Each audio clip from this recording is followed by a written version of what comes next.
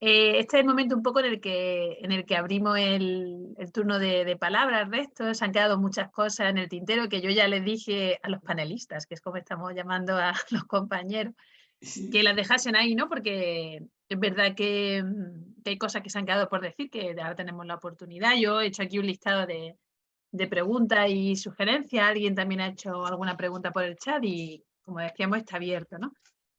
La primera pregunta, sí, incluso va por orden de intervención.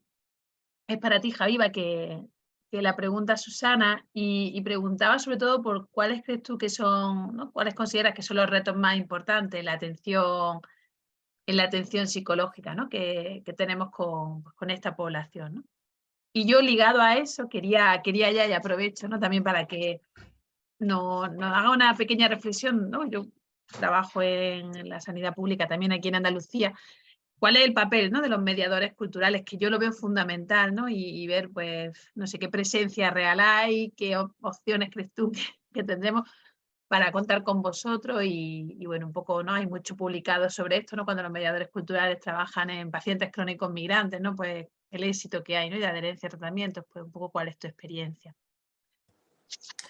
Bueno, es el momento que más esperaba después de la exposición y me ha encantado escuchar a todos los panelistas, en especial a mi Mamadou, que lo conozco desde hace muchos años y me alegro que sea ya mi compañero de trabajo. Los retos, hay muchos retos. En primer lugar, la migración infantil no es un hecho coyuntural. Sin embargo, estamos hablando de la migración infantil como si fuera algo coyuntural. O estamos hablando de la llegada de los menores como un hecho nuevo. Pero en realidad, si a lo largo de la historia podemos hablar de los menores migrantes de referentes familiares desde la época de la China imperial hasta ahora. Incluso España ha tenido menores migrantes durante el franquismo. Todos estos menores que han tenido que ir solo a Rusia, utilizando otro medio, pero sí que eran menores migrantes. Pero parece ser que por el mero hecho de pertenecer a la parte sur del mundo, pues entonces, y son diferentes físicamente, pues entonces ya tenemos que marcarle más. Cuando en realidad el primer reto es que no tenemos, que los MENA no existen, que tenemos niños y niñas y punto. Que si se ha ratificado la Convención de los Derechos de los Niños, se ha ratificado a todos los efectos. Es decir, que tenemos que tener igualdad y equidad. Reto, la formación, pero la formación para entender los niños y niñas que llegan, entender las vicisitudes, que entender las enfermedades endémicas, porque en realidad la mayoría de los niños y niñas que proceden de África Occidental, casi la mayoría tienen un déficit de hierro que conlleva ciertas patologías. Yo no voy a hablar de patología porque no soy un médico, ¿vale? Pero desde la perspectiva antropológica es entender que detrás de este acrónimo hay niños y niñas. Primer reto, la postura etnocéntrica en nuestra forma de actuar. Es decir, que ¿qué tenemos delante? Insisto, niños y niñas. Dejar de hablar de África como si fuera un país. Es un continente. Hay mucho reto. Y la formación, sobre todo la formación, sensibilización, pero la formación que me lleva a hablar de la mediación intercultural. Y cuando hablo de la mediación intercultural, estoy hablando de personas que deben, no que deberían, que deben tener un bagaje académico que proceden del ámbito social. No tengo nada en contra de los intérpretes y de los traductores que están haciendo sus funciones, pero un mediador intercultural no es un traductor, no es un intérprete. Un mediador intercultural viene con otro tipo de bagaje y debe saber descodificar lo implícito y entender y preparar las entrevistas. Yo cuando hago entrevista, por ejemplo, a menores víctimas de trata con fines de explotación sexual, debo tener mi tela de araña en mi mente para saber cómo actuar y con qué profesional voy a tratar. Pero sí lo que veo que aunque en esta tela de araña ya se ha conseguido después de tantos años a tener una relación un poquito más fluida con la subdelegación de gobierno, Fiscalía de Menores, etcétera, etcétera, Pero eso sí, con el mundo sanitario aún cuesta porque yo tengo el ejemplo de un niño procedente pues, de Guinea-Bissau con una enfermedad endémica que por desgracia después del trasplante de médula falleció pero antes de su fallecimiento la lucha que hemos tenido que tener para que se quede en el hospital, porque la hematóloga decía el hospital no es un albergue, que nosotros no pretendemos que sea un albergue, pero que entiendan también que este niño que estaba trabajando en Zaragoza y se vino aquí a Granada, que en definitiva sabía que estaba ya en paliativo, pero que necesitaba estar con gente que lo han cuidado desde su ingreso, porque la familia no se nace, se hace. Entonces, lo que veo, sí, en tema sanitario es la dificultad de entrar casi en comunión con el profesional sanitario, porque respecto a la salud mental, por ejemplo, cuando tenemos que intervenir para explicar unos hechos desde la perspectiva antropológica, siempre nos ve como así tú estás aquí porque tú quieres que ponga trastorno disocial en el informe, que es el cajón desastre en realidad. Pero me encantaría, de verdad, yo como profesional de la mediación, me encantaría tener una comunicación más fluida con los médicos, las médicos, y poder buscar de qué forma podemos traducir un diagnóstico a los niños, porque a mí que me dicen, no, dile que le queda un mes de vida, a mí me duele también como profesional de la mediación decir a un niño, pues te queda tal, entonces prepararnos a nosotros también. Tengo muchas cosas que decir, pero voy a dejar espacio para el debate. Y bueno, Aguas decía que estaba de acuerdo contigo, con que África no es un país. Yo creo que, bueno, que es una idea que seguro en este foro todos tenemos.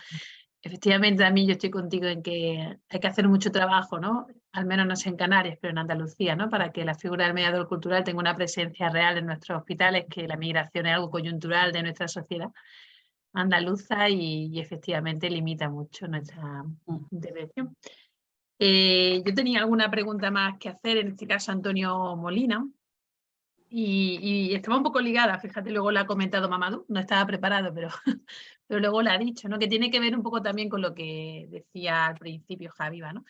Esa sensación de que, y bueno, yo con los menores, los niños, los adolescentes, ¿no? Que han llegado a, bueno, a que yo haya trabajado con ellos, también me lo han dicho muchas veces, ¿no? Que necesitan ser escuchados, que parece que llegan aquí y nadie les escucha, que está como el camino muy hecho y te pongo en este centro, ahora te vas al otro, te mando de Canarias a Melilla, en fin, pero que ellos como que no deciden por ello, ¿no? Y Mamadou ha hablado de eso, ¿no? De que sienten que esa libertad de la que pues tenían, ¿no? Pues para decidir migrar o para decidir dejar sus casas o lo que sea, pues ahora de repente, ¿no? Está como muy, ¿no? Están como muy encorsetados, ¿no? O sea, la sensación que a mí también a veces me han transmitido, sobre todo los adolescentes, ¿no? Yo, sobre todo adolescentes.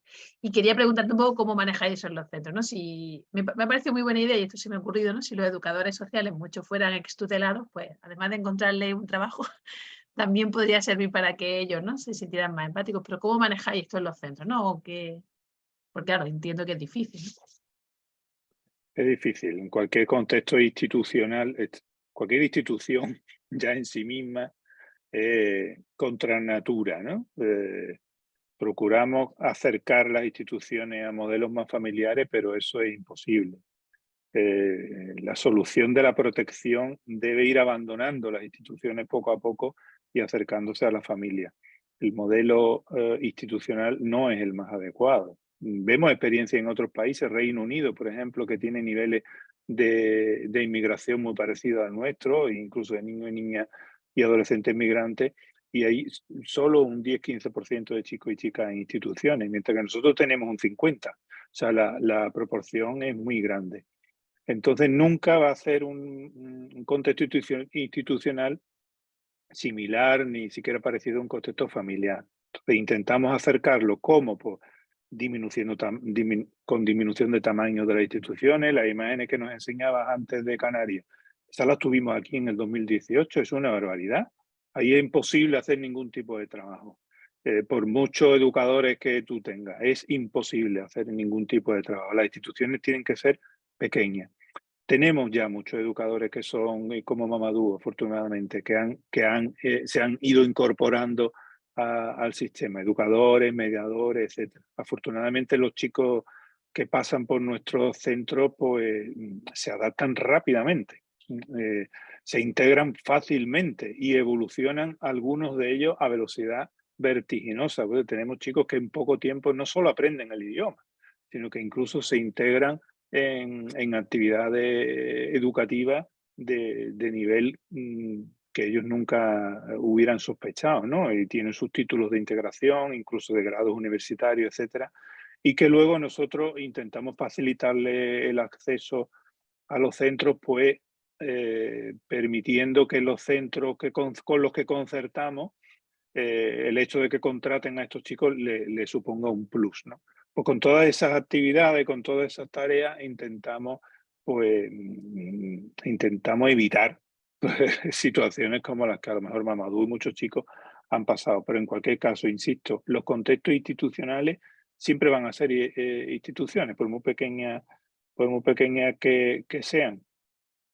Ahora tenemos en marcha, por ejemplo, este año 2023, una iniciativa que se ha subvencionado en Andalucía con fondo del 0,7%, que se llama Familias Colaboradoras, dirigida específicamente a chicos y chicas procedentes de inmigración, donde familias se acercan a los centros, se acercan a nosotros para que estos chicos puedan tener salida, cuanto menos salida de fines de semana, salida de vacaciones, etcétera, en contextos familiares, y que eso se pueda prolongar luego en el tiempo más allá de la mayoría de edad, ¿no? Son experiencias que están dando éxito, pero que ahora mismo llegan a un porcentaje muy pequeño. Entonces tenemos que aumentar todo este tipo de iniciativas para poder garantizar esto que tú dices y que vemos todo tan necesario, ¿no? Sin duda, Cristina en el chat apunta un poco en esta línea, ¿no? Que no existen familias de acogida, ¿no? Y quizás esa sea un poco la sensación, ¿no? Familia de acogida para este tipo, ¿no? De, sobre todo, adolescentes o niños ya más grandes, ¿no? Con la condición de migrantes, pues quizás sea más complejo. Esther apunta, quizás, no sé si alguno tiene una respuesta que podamos dar aquí, que por qué se alargan tanto los tiempos, ¿no? Cuando, en caso de menores, tema de trata, ¿no? Que por qué se alarga tanto tiempo la respuesta, ¿no? Pues porque en ello es crucial, ¿no? Tomar esas decisiones y bueno, no sé si quizá, Antonio, tú podías dar una respuesta, porque yo la verdad no la tengo y tengo la misma sensación, ¿no? Desde el movimiento asociativo en el que yo me manejo. Efectivamente, tardan mucho los tiempos institucionales en ese sentido. Pues sí, los tiempos institucionales tardan, tardan, son lentos porque contamos con instituciones. Bueno, si en salud conocéis, estamos viendo ahora en la tele todos los días, ¿no? Cómo estáis en la atención primaria. Pues los servicios sociales no salimos tanto en la tele, pero tenemos las mismas o más dificultades que arrastramos durante mucho tiempo. Una falta de recursos crónica y permanente. Para colmo, el tema de la trata es un tema que exige, como decía antes Aviva, exige coordinación entre mucha gente. En el ámbito sanitario, en el ámbito de la protección del menor, en el ámbito policial y en el ámbito judicial. Toda esa amalgama de gente que tiene que intervenir ahí es la que dificulta los procesos. Los procesos judiciales son muy garantistas. Cualquier proceso garantista exige tiempo en la documentación, en la información y garantías de este tipo que no se obtienen rápidas, ¿no? A veces el tiempo es necesario porque es lo que te da la garantía, ¿eh? Si no dedicas el tiempo suficiente, a lo mejor luego no puedes defender esto en un juzgado, ¿no? Y la persona que está siendo el responsable de esa trata se va de rosita. ¿Eso va en detrimento de quién? Pues a lo mejor de los chicos y chicas que están sufriendo la situación, ¿sí? Si tuviéramos más recursos, esto se podría hacer en menos tiempo, seguramente, pero nunca podríamos evitar un margen de tiempo más o menos largo, ¿no? En la intervención. Me gustaría añadir algo. ¿Te puede? Sí, sin duda. Sí. Aquí en Granada he puesto en marcha un protocolo que se llama la de Phoenix, un protocolo que para menores víctimas de trata con fines de explotación sexual, es decir, que cuando ingresa niño o niña con indicadores de trata que están directamente vinculados al Tratado de Palermo, pues desde el principio se hace un desamparo provisional para garantizar su protección máxima. Pero eso sí, hace poco, creo que en noviembre, salió el anteproyecto de ley contra la trata. Se supone que siendo menores de edad, tenemos que formalizar la identificación como víctima de trata. Pues bien, hay un problema de interpretación, porque la ley que es sino un objeto interpretable, pues desde la Fiscalía de Menores y la Comisaría General de Madrid entienden que siendo menores de edad, que tienen que estar en fase de detección hasta los 18 años y que a partir de los 18 años es en este momento que se puede formalizar la identificación de trata siempre y cuando haya una investigación policial abierta. Pero aunque haya una sentencia condenatoria, que muchas veces lo sabemos con toda la demora que puede haber para tener una sentencia condenatoria, pues las niñas que están en formalización de trata puede pasar desde que tengan los 18 años hasta 20 años, puede pasar hasta 2 a 3 años para que esté identificada como víctima de trata. La demora está en su reconocimiento como víctima de trata. No puede cobrar entonces la prestación como tal, pero cada año tiene que regularizar su situación por circunstancias excepcionales, cuando en realidad son víctimas de trata cuando ya se colabora a través del artículo 59 bis. Entonces, la dificultad que tenemos en realidad es porque en Andalucía, siendo la comunidad donde hay más menores y mujeres identificadas como víctimas de trata, la dificultad es que no tenemos un protocolo para menores víctimas de trata. Pero institucional, público, no existe. Existe buena praxis, existe una forma de actuar. En Granada tenemos el proyecto de Fénix, es decir, que la entrevista que se haga desde el Servicio de Protección de Menores puede ser utilizada para prueba preconstituida. Pero en ningún momento, siendo menor de edad, una menor es identificada como víctima de trata. Y eso debería ser nuestra lucha común. Efectivamente, ¿no? Esto es lo que hablábamos un poco, la gente que trabajamos con este colectivo identificamos errores del sistema simplemente pues porque como no se conoce, ¿no? Que es un poco también lo que planteaba Bian. Por darle cabida, ¿no? A un poco a los comentarios del chat, Antonia plantea y quiere sacar a la palestra, y yo estoy de acuerdo, ¿no? Que a veces la ubicación de los centros, ¿no? de acogida en ámbitos rurales facilita, ¿no? Hay ciertas ventajas, ¿no? Para la correcta integración, ¿no? Por las propias características de la comunidad. Y Mariola habla de que trabaja con un chico que fue violado y abusado por los educadores en un centro de Melilla y no le dejaron, es decir, se le aconsejó desde la dirección denunciar. Ahora está haciendo un proceso psicoterapéutico y evoluciona, aunque muy lentamente, ya que está muy centrado en la revictimización tan dolorosa. Hechos como estos son la antítesis a este seminario, evidentemente, y siempre deberíamos estar alerta a estos casos, ¿no? Como ha dicho Avian, son enfermedades adquiridas provocadas, ¿no? por profesionales y por el proyecto migratorio en el que estos niños están sometidos y es evidente, ¿no? Precisamente, Mariola, yo quería hacer también otro, ¿no? Como otro punto, ¿no? En el que quizá cuando uno se mete de dentro, pues ve pequeñas fisuras en el sistema, ¿no? Porque estamos hablando, ¿no? de estos niños, niñas y adolescentes que son identificados como menores de edad y que entran dentro de este proceso, pero quien me conoce sabe bien que mi caballo de batalla son todos esos niños que no se identifican desde el principio como menores, o bien, y esta es una experiencia que quería, no sé bien si tú puedes hablarnos, ¿no? Yo he recibido aquí muchos niños en Andalucía que han declarado en Canarias ser mayor de edad para llegar a la península, para que entren dentro de los proyectos de atención humanitaria, pues, ¿no? De CEAR o de ACEN o de Cruz Roja incluso. Y ya aquí, claro, cuando estaban los centros se ha puesto en duda esa mayoría de edad, precisamente por esas sensaciones de libertad, ¿no? Es decir, si digo que soy mayor de edad, ya puedo, ¿no? No estar en un centro y, ¿no? Un poco, ¿no?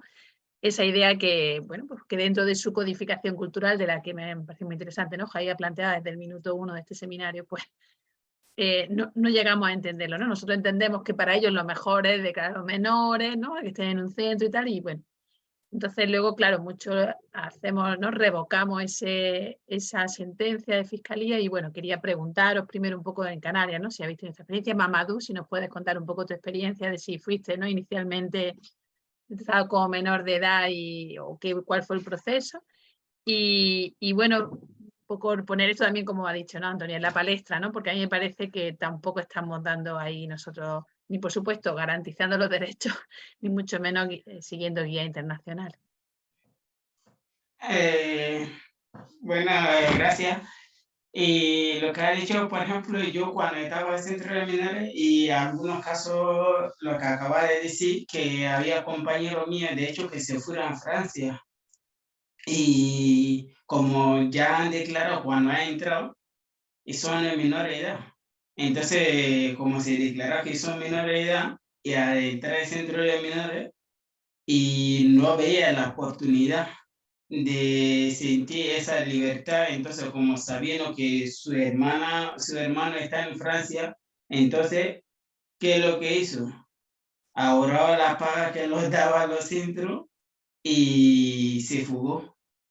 Y yo conocí varios chicos así, incluso, y gente que he tenido niños ahora y algunos niños que se escaparon del centro y pues por esa situación, ¿no? Y también cuando estuve trabajando como de becario también a los centros de menores, porque tuve 4 años trabajando de becario, entonces algunos niños se escaparon en esa circunstancia porque no se sentía, lo que ha dicho, la libertad que quería que iba a tener, entonces no tenía tanta libertad, entonces algunos se escaparon, algunos se escapan porque no quiere estar en centro de menores, quiere estar los familiares que tiene aquí y quiere estar con ellos. Entonces, algunos niños que me vienen a preguntar, yo quiero mis documentaciones, que digo, si tú quieres, nosotros como estamos en un centro abierto, que no es un centro cerrado, digo, la documentación, nosotros no podemos autorizar a un menor que puede escapar a un centro, porque si nosotros te damos tu documentación, es que te estamos dando a un menor que se salga a la calle. Digo, nosotros no podemos dar toda tu documentación. Si tú te quieres, como es un centro abierto, la puerta está abierta, pero yo no te puedo te acceder que te damos tus documentaciones. Entonces el niño pues entiende, hay veces que no entra razón para entenderlo y te dirá que sí o dará la vuelta, es que eso es mío. Digo, sí, son tuyos, pero no se puede hacer en ese caso, no se puede darlo. Y pues por mi propio, mi caso, pues no, no me ha pasado de escapar y centro porque como a mí me gustaba estudiar el tema, lo único que me sentía no muy, por ejemplo, yo llego la idea de ser futbolista aquí en España, entonces como, y estaba jugando con el fútbol, pero no llegué a ser profesional, pues sería otra cosa, pero siempre lo he intentado, ¿no? Y pero a partir de eso, pues siempre he estado estudiando hasta hace poco que acabó lo que estaba haciendo, pero sigue estudiando también y poco más. Sí. Gracias, Mamadou. ¿Nos puedes contar un poco tú también, Avian, esa experiencia, ¿no? El tema de la determinación de edad? ¿A mí? ¿Ahora sí se me oye? Ah, Ahora sí. Vale, bueno, claro, eso es una realidad que vemos todos los días, Mercedes, y es un problemón. Es un problemón que tiene dos partes, ¿no? A mi entender, tanto es un problemón los chicos y chicas que dicen ser menores y que la arbitrariedad de la policía a la hora de su llegada puede darle o no comunicación a Fiscalía al tema. Después, a veces, algunos hemos repescado a través de las organizaciones porque los chicos y chicas dicen ser menores y entonces se envía a Fiscalía para que tengan al menos el derecho a entrar en el proceso de determinación de la edad, pero después tienes el problemón de que las técnicas que se usan para la determinación de la edad son de aquella manera, ¿no? O sea que no son en absoluto fiables, ¿no? Y tienes también la otra parte de adultos que dicen ser menores y son claramente adultos y están en centros de menores, ¿no? Entonces, todas estas realidades conviven, pero bueno, por contarles un caso que puede haber realidades de lo más esperpéntico, ¿no? El otro día atendimos a un niño que visualmente y una valoración de cualquiera que no sea médico, no pasaba de los 13 o 14 años, ¿no? Él afirmaba tener 21, afirmaba tener 21 años, portaba un pasaporte con una fecha de nacimiento y unos datos de una persona de 21 años, pero la foto no se parecía ni por asomo al niño. Esto es un caso, digo, esperpéntico real, pasado hace 2 semanas, ¿no? Desde luego lo ponemos en conocimiento de la policía, lo ponemos en conocimiento de fiscalía. Pues ese niño, bueno, primero, los primeros policías que valoraron el caso, claro, una cosa tan evidente que efectivamente lo notificaron a fiscalía y el chico se quedó inicialmente en el centro de menores, pero ese mismo día por la tarde lo recogieron y lo llevaron a un centro de mayores de Cruz Roja. Todo esto a la espera de que fiscalía se pronunciara, que lo adecuado es que, oye, coja la documentación, coja al chico, lo cite y lo valore in situ, ¿no?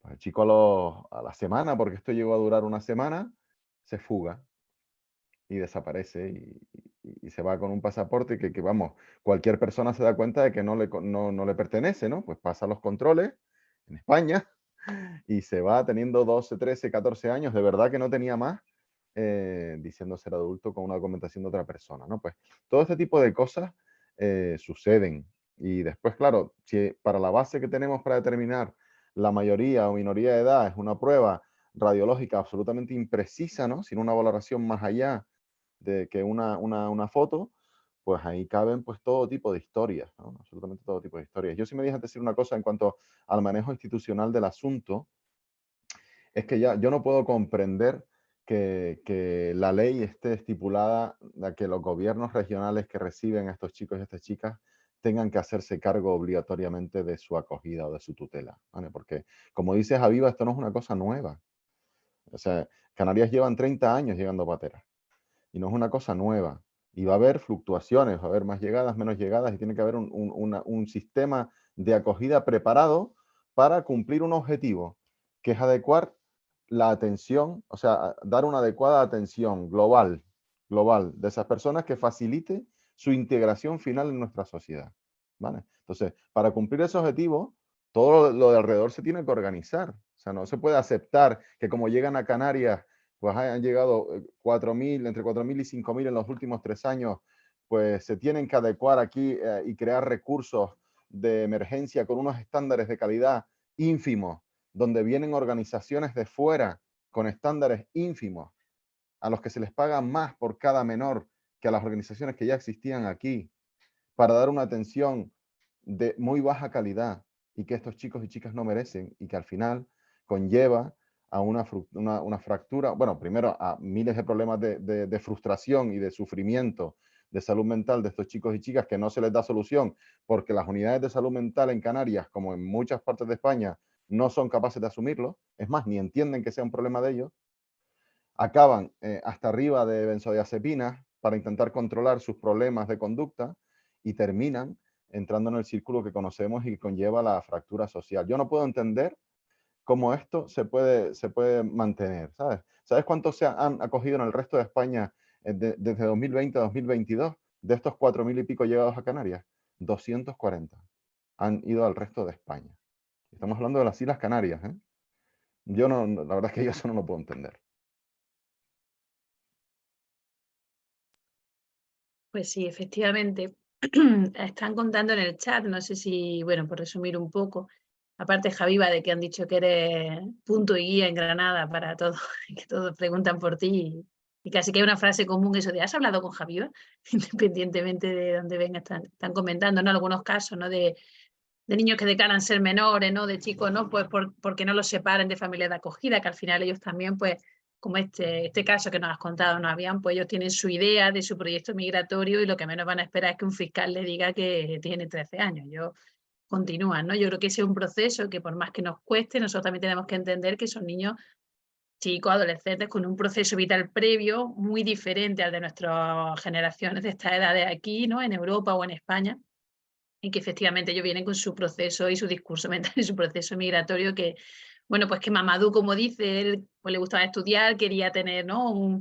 una formación y, bueno, felizmente, ¿no? Pues encontró ese proceso y me alegro infinito, ¿no? Este es un éxito, digamos, ¿no? del sistema, pero, bueno, en muchos casos, pues nosotros no somos el recurso, ¿no? Que buscan, ¿no?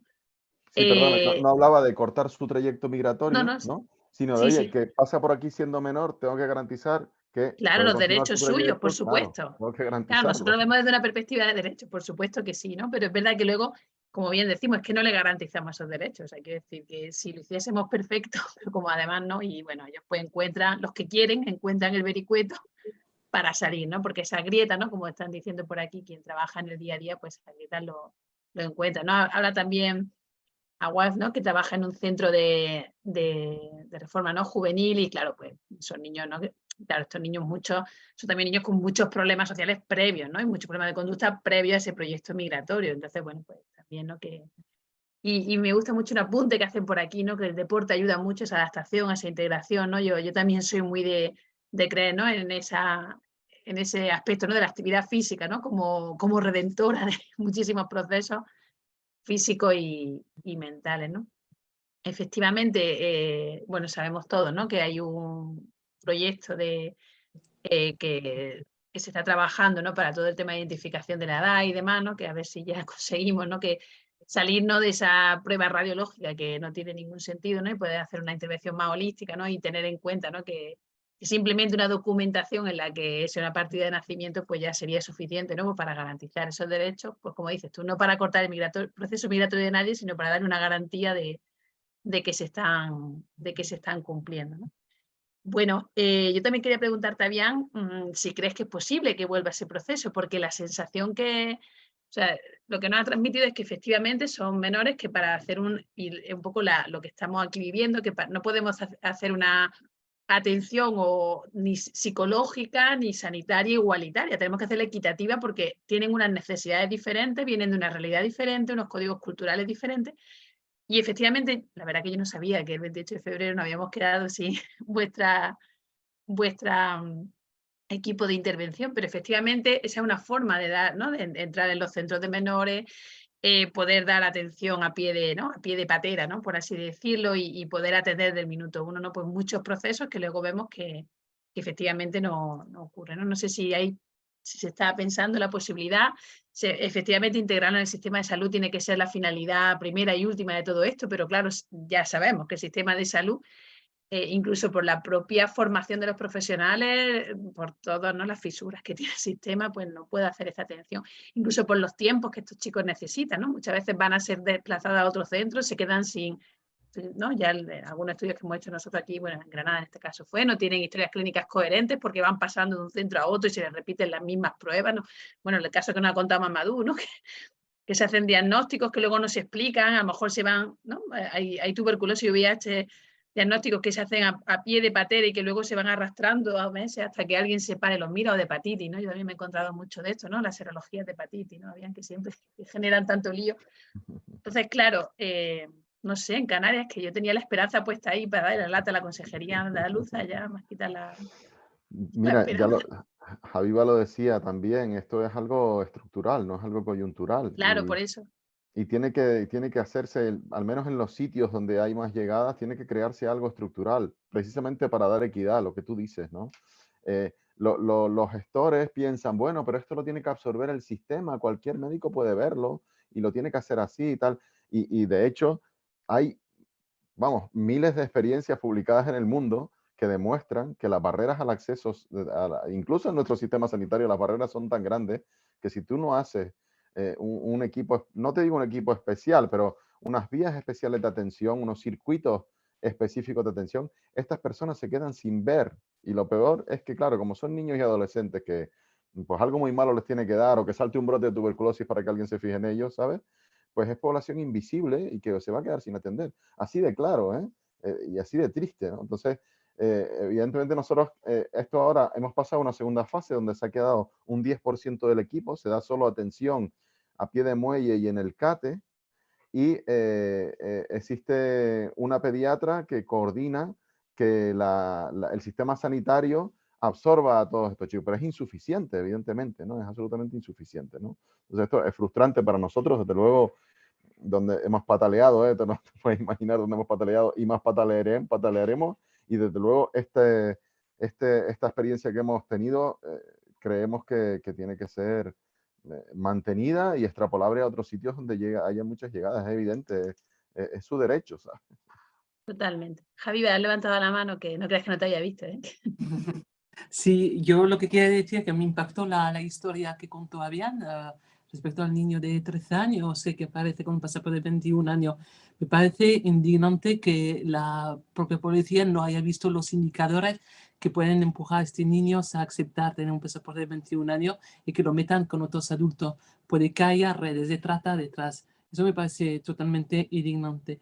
Pero igual, hablando de la prueba simétrica, sabemos de sobra que es una prueba que se basa en conceptos de razas, cuando en realidad la raza es singular, la raza caucásica, y que tiene un margen de error de casi 18 meses. En Francia, por ejemplo, cómo determinan la edad, lo hacen a partir de un equipo de evaluadores, un equipo de personas que evalúan la edad en función de la historia vivida o de las vicisitudes, etc.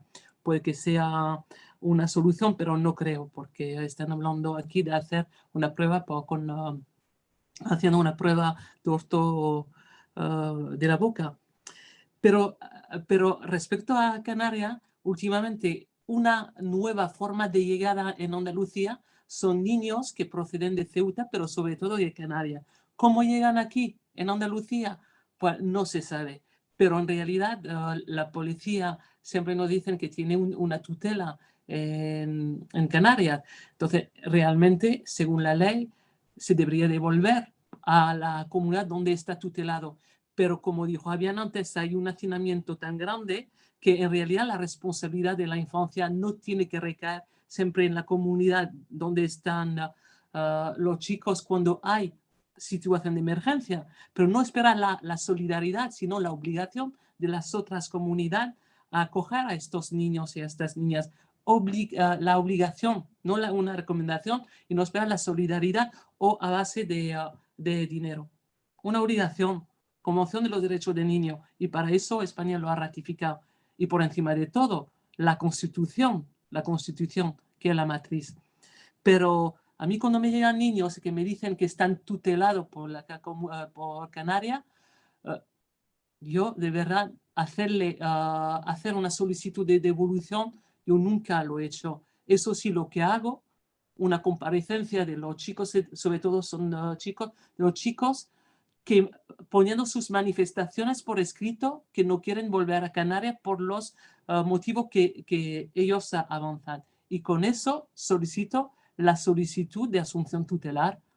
Y así los últimos ingresos aquí en Granada son niños que proceden y se revoca solicitamos la revocación de la tutela en Canarias. ¿Para qué hacerle devolver cuando en realidad lo que están diciendo es una respuesta a la lentitud burocrática, a la falta de obligatoriedad de acogida, y se buscan su propio mecanismo? Y eso es muy fuerte, porque esos mecanismos pasan por redes de trata y de tráfico.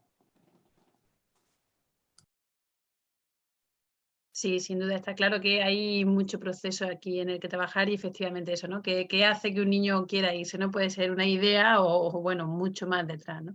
Y sobre todo la presunción de minoría de edad, ¿no? Es decir, si es que dudamos que sea mayor, por supuesto le damos el recurso que va garantista a nivel de derechos, ¿no? No meterlo en eso, la verdad que es bastante llamativo. Yo, como digo, ¿no? que en Médicos del Mundo, que es donde yo trabajo aparte, ¿no? del sistema sanitario, donde veo las fisuras desde el sistema sanitario, pero en Médicos del Mundo nosotros tenemos el proyecto ¿no? Un poco de, nos llegan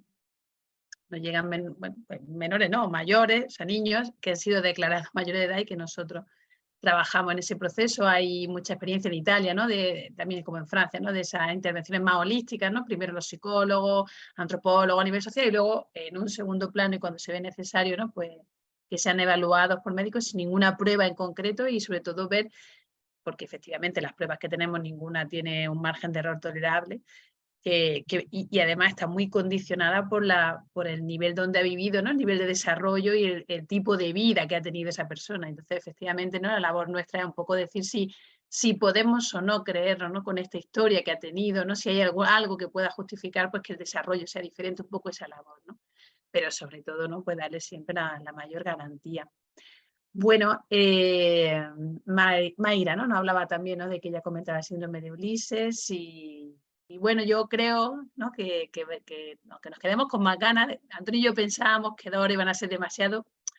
Estoy muy contenta de que se sigan llegando, ¿no? Noticias aquí al chat, ¿no? de los ponentes, perdón, de los oyentes. Hay 75 personas aquí todavía y bueno, a mí me parece que aquí tenemos la esperanza, bien, no sé qué has dicho porque tiene el micrófono cerrado, pero aquí tenemos la esperanza. Antonio Molina quería intervenir. Ah, perdón. No he visto tu mano, Antonio, disculpa. Pues tú eres el más jefe de aquí, así que por Por favor eso interven. nos interesa mucho. Bueno, No me he no, dado venía un cuenta, perdón. poco, nada, simplemente era apuntar en la línea que habéis hablado tanto Aviva como tú, ¿no? Como habían. Es que en realidad en España no hay un sistema de acogida. Tenemos 17 sistemas de acogida y parece que no aprendemos de la experiencia. La experiencia que tuvimos en Andalucía en el 2018, la experiencia que ha habido en Ceuta con el asalto aquel a la valla y ahora lo que tenéis en Canarias es lo mismo. Y no aprendemos que es imposible que una comunidad autónoma, y menos una ciudad o una comunidad como la vuestra, como Canarias, de respuesta a este fenómeno. Aquí o actuamos de forma conjunta o empezamos a parchear, ¿no? Que es un poco lo que ha pasado. El fenómeno migratorio sigue y se va traspasando de uno a otro, indudablemente. Si no damos una respuesta conjunta, esto vais a tener problemas vosotros hoy, mañana cuando cierre lo volveremos a tener nosotros y así sucesivamente. ¿Qué pasa? Que provoca situaciones de estas, ¿no? de chicos que se ven agobiados, que se ven encerrados y que escapan y que salen. Pero es que incluso aunque quisiéramos, a mí me cuesta la misma vida un chico que llega aquí que me dice, tengo mi hermano en Barcelona, mandarlo a Barcelona, al servicio, al sistema de protección de menores de Barcelona. Y podemos tardar meses en garantizar ese traslado. ¿Qué ocurre? Que el chico se cansa y se va. Y se va solo, por su cuenta, abandona el centro con el peligro que eso supone, ¿no? Entonces, cualquier respuesta de este tipo no puede ser así. No podemos ir cada uno por nuestro lado protegiendo nuestro cortijo, porque entonces no estamos dando una respuesta adecuada a estos chicos, ¿no? Nada, apuntar un poco lo que decía y bueno. Y bueno, Begoña nos dice que ella es médico de familia, tiene 80 menores en su cupo, ¿no? Y dice que hay centros en los que se trabaja aceptablemente bien y eso es sin duda, esa es la razón por la que tanto estamos aquí, porque más de 90 personas, ¿no? Hemos estado pasando por aquí esta tarde precisamente porque este tema nos preocupa y bueno, gracias por el apunte. Y bueno, el Comité de Derechos del Niño ya nos ha dicho eso también, que con tantos sistemas que tenemos de protección no protegemos a nadie y nos tiran de las orejas constantemente, ¿no? Así que bueno, Antonio, ciérranos porque no nos cerramos. Muchísimas gracias a todos, yo es lo que quiero decir. Me esperanza mucho, de verdad, pensar que no estoy sola porque a veces me siento un poco así cuando hablo con mis compañeros, ¿no? A nivel asociativo y bueno, realmente, pues yo creo que el reto es seguir protegiendo a estos niños y niñas, ¿no? Que deciden migrar. El reto aún mayor es que no decidan migrar y que encuentren, ¿no? Realmente, ¿no? Una forma de crecer y desarrollarse de forma segura en sus países, pero creo que el derecho más importante que tiene la humanidad es poder moverse, ¿no? Y no se lo podemos negar a uno y a otros, ¿no? Porque ¿no? La humanidad es una humanidad en movimiento, ¿no? Y ya lo dice Jorge Drexler y si no, buscar la canción y nada, sería perfecta para haber cerrado. Bueno, un abrazo a todos y dejo mi correo puesto en el chat por si alguien me necesita para cualquier cosa o si quiere venir a Málaga, nos buscamos la forma para que sigamos moviéndonos. Muchas gracias a todos. Muchas gracias. Gracias. Bueno, Antonio, que desde, ganó institucionalmente, hombre. desde la coordinación del acto, felicitar sinceramente a los intervinientes. Ha sido una charla, una discusión muy amena. De hecho, no se ha variado, no se ha movido el contador, por decirlo así, de participantes. Felicitar y agradecer a Javiva, a Mamadou, a Antonio Molina, a Bian, a Mercedes, que ha coordinado la discusión. Y también quiero agradecer a José Luis Martín, que ha estado ahí en la parte logística, sosteniendo, digamos, la tecnología, y a Eva Páez. Nada, deciros que desde la Consejería de Salud vamos a intentar sostener esta línea de trabajo, de formación, de intercambio de experiencias, de conocimientos, y bueno, probablemente nos encontremos en algún otro momento en el camino. Muchísimas gracias y buenas tardes. Gracias, hasta luego. Bueno, gracias. Gracias, hasta luego. Gracias. Hasta luego.